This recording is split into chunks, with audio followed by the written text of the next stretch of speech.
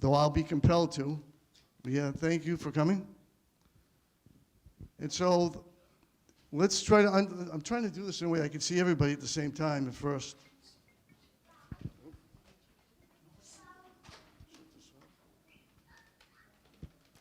Okay. The state gives the city of Peabody money, a partial amount of money to run our system. This amount is online. We can get it. Joe Scanlon, our business administrator, can talk about it later on. So the $1.2 million is added to the money that we usually get from the state. Now, here's the thing that's different. What's different, because of the Student Opportunity Act, the $1.2 million, we have to talk about a plan for spending the money. And then the state will review our plan and then will okay it. Now, they will not take back the $1.2 million. They'll make you revise the plan. So the process that I'm going to talk to you about tonight went through a vetting process. So the last 2 months, listening to our principals and talking to guidance counselors, talking to our nurse leaders, and talking to our principals, central office. I think that the plan presented tonight represents the needs of the district. So I'm going to go through probably about, I can't remember now, about 16 slides. A little bit in the beginning has to do with sort of the requirements of the plan, and then I'll get into how we spend the money.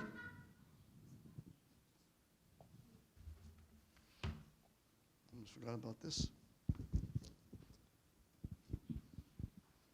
Maestro. Yeah, just pass it around. Okay, what's going around is a handout, and on the handout are 17 evidence-based strategies that the state wants Peabody to consider. Doesn't mean that if it's not on the sheet, you can't do it, okay? But if we're more apt to have our plan approved if we're within one of the 17 strategies. What is bold on the handout is very favorable in the eyes of the state. Okay, a lot of the lines, everything else are highlighted. I highlighted it a couple of weeks ago, and I figured, well, you get a sense of looking at what I was thinking of at the time. Since that time, I've highlighted some more strategies. So we should have enough to go around, okay? And if you're not, you may have to look on with a neighbor. All right, next one. Chris? Okay, so what I will do is I will present how we're going to spend the money. Then at the very end, I'll ask this section for questions, and then I'll ask you to push back, feel comfortable. You can ask any questions that you like.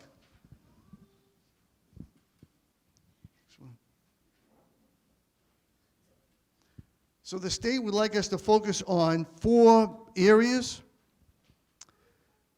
And so we need to make 4 commitments. One has to do with a focus on student subgroups. So our subgroups, there are a lot of subgroups. So it could be special ed, could be limited English proficient, could be Hispanic, could be black, could be non-white, white, and there's another subgroup in there. I can't remember at the time. Okay, next one has to do with, another commitment has to do with evidence-based programs to close the achievement gap. This is important to us. This goes with this. Next thing we have to do is we want to reduce or close the achievement gap among our subgroups over a 3-year target. And then, lastly, engage families, especially those representing our student subgroups. Next, Chris.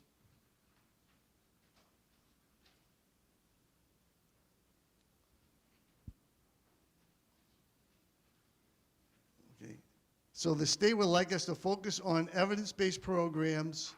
They would like us to engage the community, which is what we're doing tonight. And they would rather us not be all over the place and focus on a few things, and whatever we do, do it well.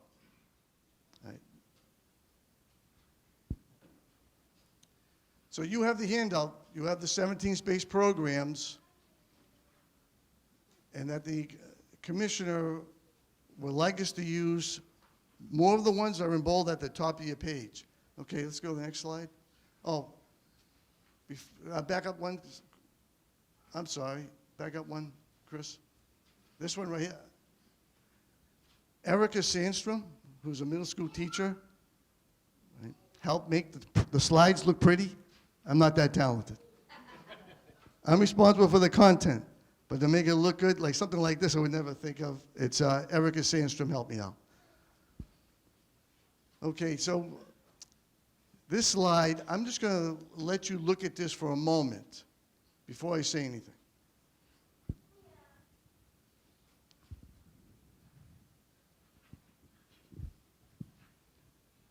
This is the reason why we have I'm going to call it a grant, for lack of a better name. This is why we have the SOA. So when I took a look at, and not just me, okay, so when the principals and I and others looked at our assessment scores by subgroups, okay, we saw something that wasn't favorable. And one of the things that we did see, though, was that in the partially meeting on the MCAS, we have this large group right here. That's 50% of our population. So if we address this particular group of students, okay, then we have a really good chance of helping our students to be where we want them to be. All right, next slide, Chris. So we need to close the achievement gap. We have over $1.2 million to do it. We're going to address the academic and social needs of our students. Next. So it's a theory of action. So if we do what's on the left, we have an opportunity to do what's on the right. So if we really look at our early childhood programs, if we update our reading, all of our reading materials and math materials, update our curriculum, work in the area of professional development to improve our instructional practices and use assessment to drive instruction, then good things are going to happen. If we provide massive academic and mental health intervention supports to our subgroups, we're going to be addressing the needs of our subgroups. We're going to deal with high quality professional development and create another CTE course for students at the high school. If we do those things, then we can raise student achievement in our subgroups by 25% over 2 years. I think we could raise it even higher. I think this is conservative. Others don't agree with me. I think this is key. We have a large number of students who have high anxiety. We think we can reduce this by 20%, and then we can enhance school to career opportunities for students. So if we do these things on the left, great things will happen on the right. Chris? Okay, so this is first part. Now, a lot of things are lining up for Peabody, okay, and this is one of them. In almost all the school improvement plans that we have seen and reviewed together, almost every school was looking for more help working with our subgroups. So these are interventionists. We'll call them for now. They're different names. But right now, we're going to call them interventionists.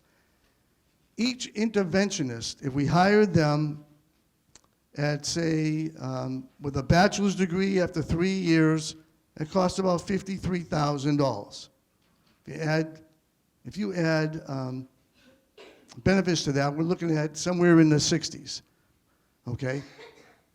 However, we had this meeting with Endicott College, and I want to tell Jackie Alfanos, who invited me to the center school. We met two people from Endicott and say, look, we have a fellows program. In our fellows program are graduate students who are certified to teach and are in a master's program at Endicott. If we take on these graduates, and these are certified teachers, we would pay their master's degree tuition, which is $18,500 with no benefits. $18,500 is a lot better than $65,000 or $67,000. So we're trying to get 11 of them. 11 interventionists to work with our subgroups or the groups that need to move from partial to meeting. Okay, now on your sheet, the one that was highlighted, we connected the evidence. So evidence 6, if you look at number 6 on your sheet, we're going to target student support. We didn't put down everything on the paper that's on there, but you can take a look at that. You can take a look at the school. It'd be ideal if we could get math, if we can get ELA, we are going to get who comes through the door. And then we'll work with them. Okay, everybody with me so far? All right, next slide. Okay, one of the things I wanted to show you, right, is on the left-hand side is our math series called Math in Focus. We are looking to upgrade to the 2020 year. Okay, right now we have 2009. 2009, so the edition that we have currently is basically out of print. So we move to the 2020 series, we could get a 6-year online teacher edition and a 1-year text for a nice sizable amount of money, but it's not going to be taken out of the SOA. But I just wanted to show you that we're moving into a new math curriculum. I'm going to update the series. Includes assessment, includes professional development. It's going to come from another source. And maybe I'll talk about that later on. It's up to, I have to get the okay from the mayor. Okay, but we will do is we need to have a math coordinator, which is over here on this side. And that person does all the training, all the coaching, evaluating, advising, and leading the district in K-5 program, working with our middle school leaders as well. There's the cost, there's the evidence, supporting educators to implement a high-quality aligned curriculum, and ... Okay, are you with me? So, we're getting, with this money, a math coordinator, elementary K-5. We're going to get a new math series, but that's coming from another funding source.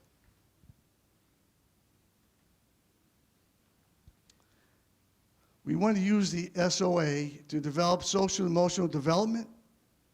So we looked at the needs of our buildings, okay, and we like to have a school adjustment counselor that would work between the high school and the middle school. So maybe 3 days in one school, 2 days in another, flip-flop in the weeks. That can be worked out. Salary and benefits off to the right.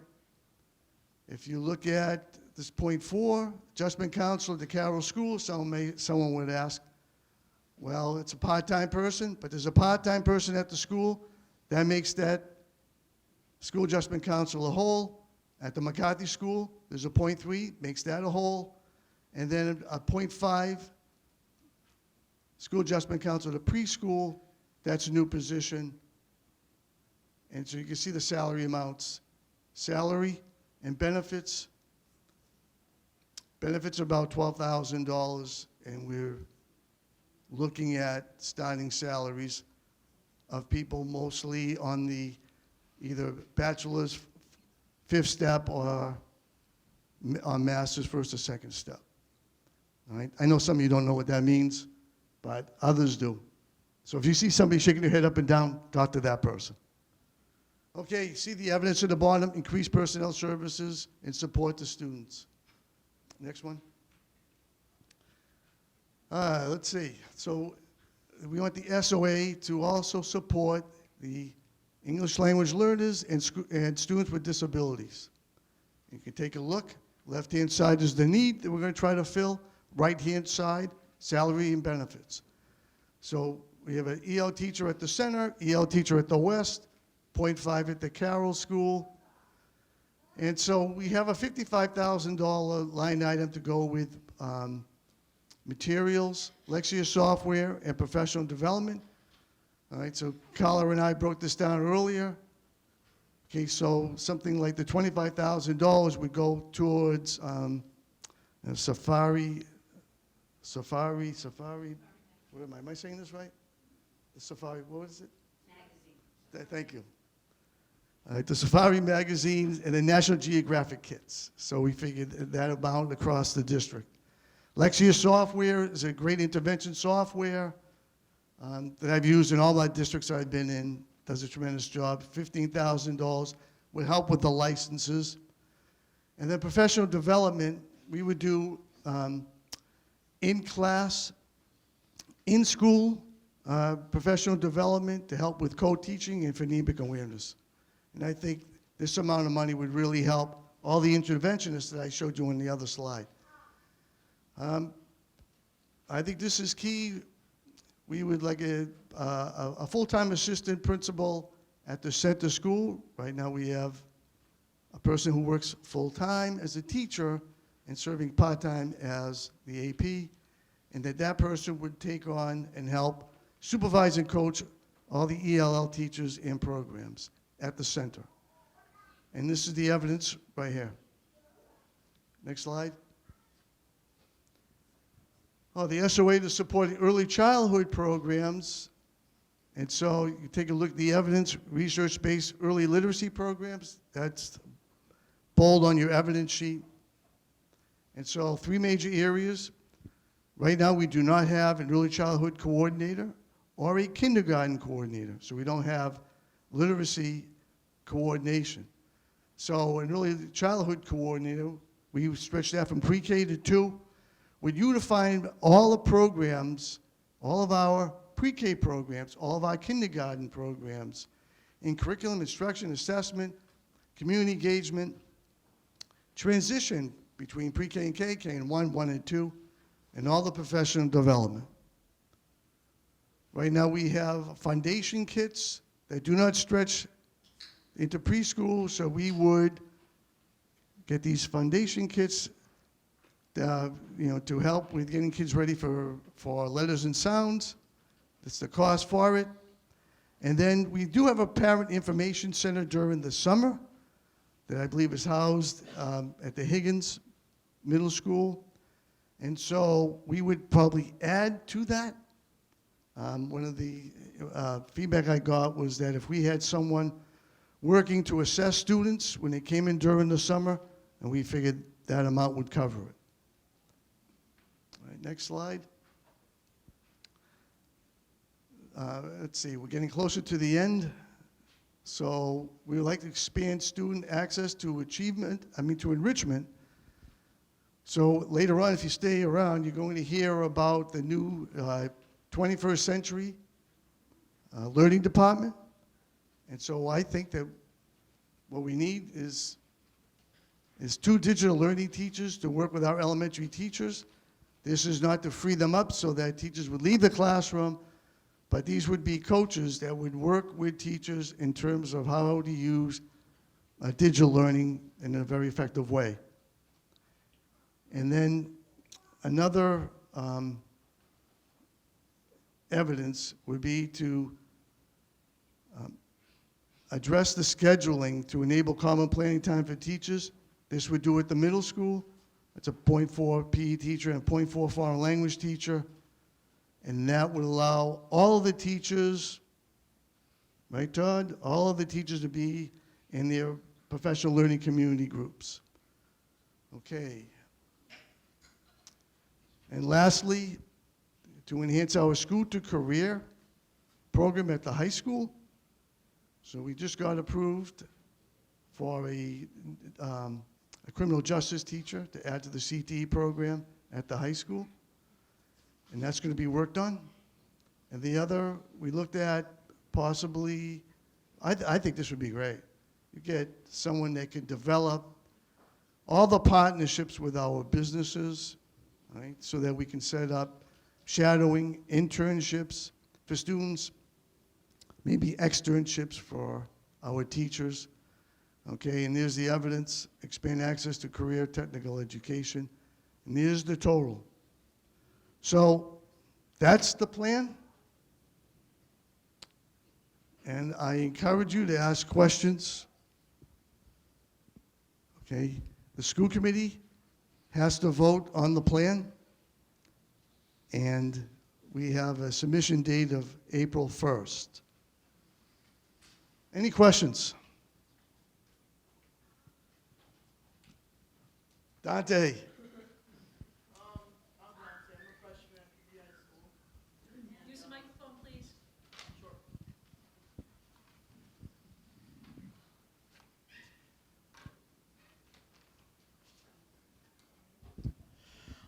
Hi, I'm Dante. I'm a freshman at Peabody High School, and I was wondering if there's any room in the grant to add vape sensors in the bathrooms at Peabody Veterans Memorial High School in Higgins. I was wondering if we can use at least one of these sensors as a pilot sensor and try to figure out how this would react in one of our high school bathrooms. So this vape sensor can it can detect vaping, smoking, temperature and humidity, and chemical detection. Chemicals such as ethanol, hydrogen, propanol, ammonia, and carbon dioxide. And it sends alerts through text message or email. And it can send digital alerts to administration, which I feel like would be a lot better than a fire alarm going off every week. Save money, save time, rather than having the fire department come over. It can also detect aggressive behavior and gunshots, basically a frequency that's unknown in a bathroom environment. And yeah, that's about. And I have a couple of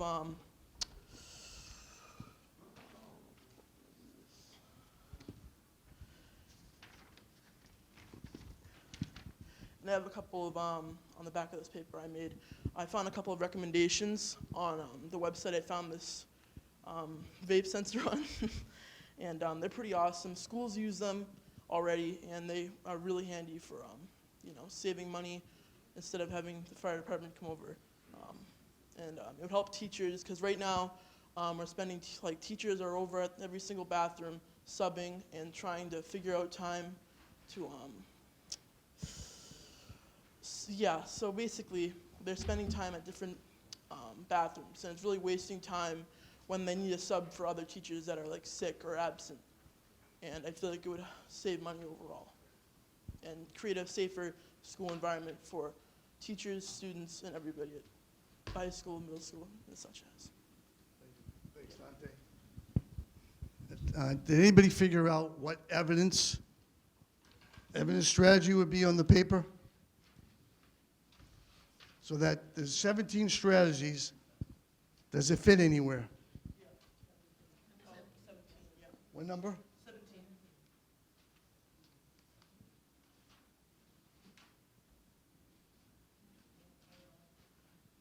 All right, thanks, Dante. You're brave to get up out there. Good for you. Okay. So we'll consider it. So one of the things that, Dante, what's the cost of piloting cost? What would be the cost of one? So One bathroom? one unit for one of these vape sensors is $1,300. So Okay. $1,300, yeah. $1,300. Okay. With installation, probably another couple $100. Okay. So we need to have a friend, right, to save us some money.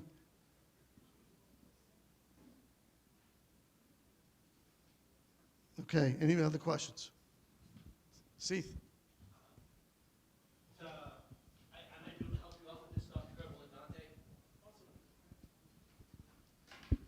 Dante, my name is Mr. Bedard. I'm the principal over at the Learning Academy at the mall. We actually use them. Yes. Your pricing is somewhat accurate. There's a little bit more in regards to installation. But this is something I could certainly help you out with, Dr. Kerbel, if you are interested in doing so in the future. And yes, they do work. That's good. Okay, anyone else? Anyone else? Patty?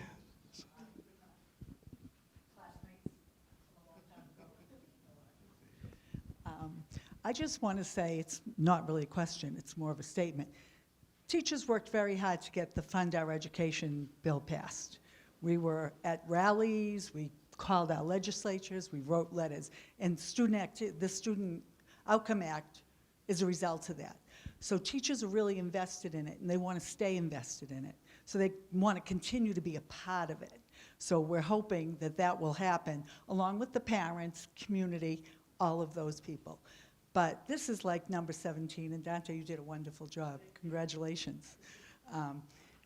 That we need good environments, clean environments for these kids. And most of the ELL kids, low-income kids, are in schools that aren't on par with other schools. And having worked with one that was on par and now at one that's not quite on par, I see the difference. It affects morale. It affects learning outcomes. Everything is included. And so I hope, even though those monies are going there, we can find some other monies to address those issues. There's more than one school in Peabody that is in that kind of a predicament. So we're hoping that number 17 will apply to that aspect of it, and that, you know, you will continue to include teachers who are really interested in student outcomes. Okay? Thank you.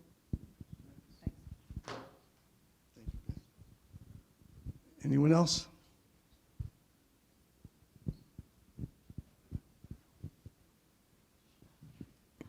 Thank you. My name's Christina McGregor. I teach kindergarten at Center School. And I was wondering if there would be any, probably a small amount of money compared to, you know, some of the other things that you're funding, if we could fund some extra professional development opportunities for teachers to learn other languages such as Spanish or Portuguese. At the Center School, we have a very high population of both. We have 75 students currently in the ELL program. We have about 45 of those students who entered speaking no English at all, or level 1, which is, you know, very, very limited amount of English. It's very hard for us to communicate with them as teachers, regardless of the wonderful programs that we have in place, and that you are leaning towards, you know, with all of the Student Opportunity Act. If we could have even enlist the help or support of the teachers that teach at the high school those languages, offer those teachers the opportunity to come and, if they want, some professional development opportunities for us, whether it be, you know, after school or during our professional development days, whatever it is, that we have the opportunity to take advantage of learning another language to help support our students in the classroom.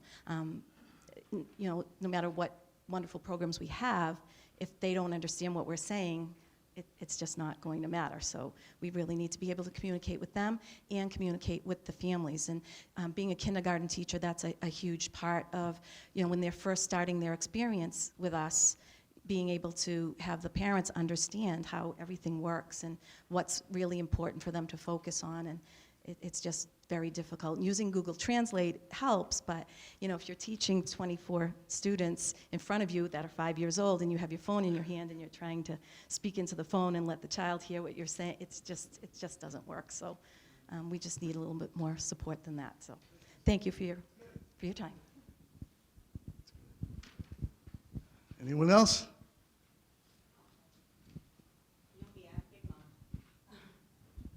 Hi. I got my cheat sheet here.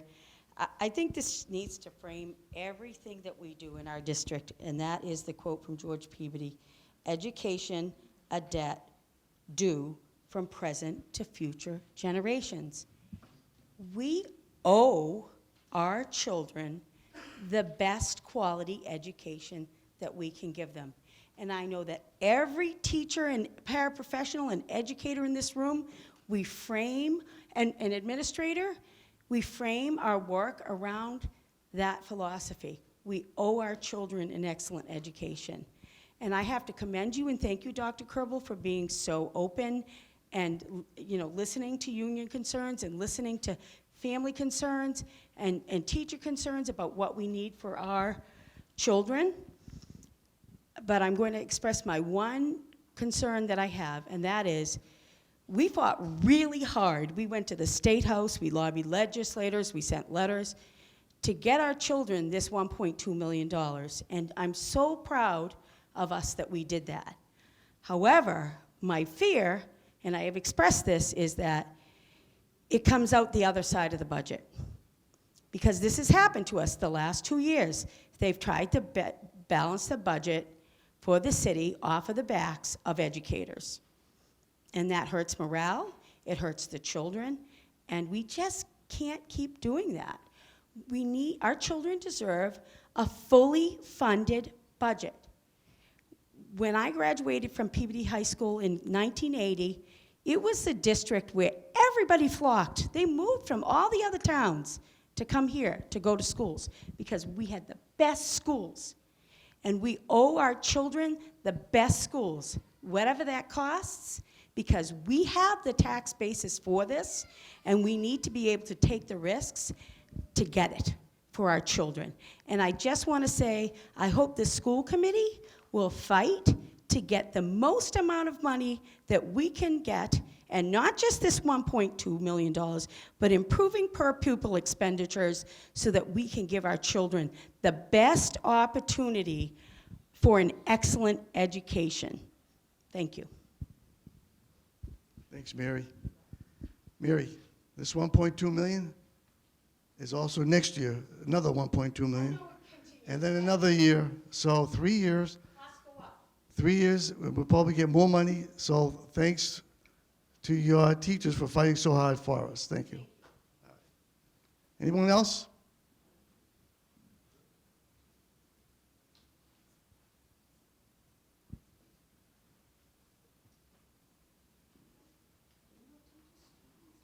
No other questions?